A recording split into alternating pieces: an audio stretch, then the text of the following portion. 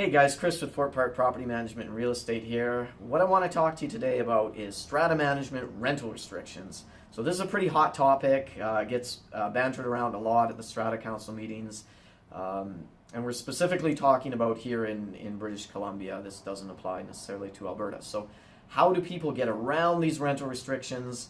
Rental restrictions can cause some issues, and they can be, you can really fine owners that are violating them up to $500 a week for long-term rental restrictions, and now with new legislation, $1,000 per night for short-term rental violations. So today we're just talking about long-term. Short-term is a totally separate thing with new legislation.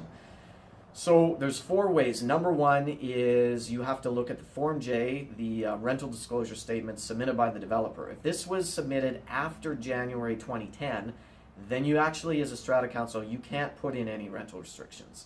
They're totally invalid. You can have them in there, but they can be basically overturned by somebody wanting to rent out their unit. A lot of people don't know that, but that is kind of the way it works. The other thing is that you are exempt if you rent out to family. Now, family doesn't include long-lost cousins and distant aunts and uncles. It is only for your parents or your spouses and that family members there. So that's the only way you can get away with that one. The other thing that we've seen, and not sure if this is totally legal, but we have seen it quite a bit, is instead of renting your place out, you're having someone house sit for you.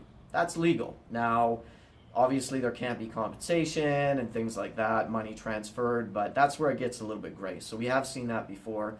And the fourth way, and a very common way around the rental restrictions, is the hardship exemption.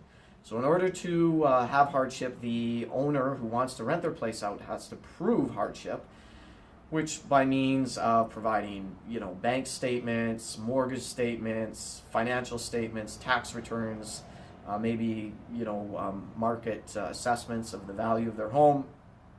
But there are ways to get around through this hardship exemption, and if they do apply, then Strata Council has to listen.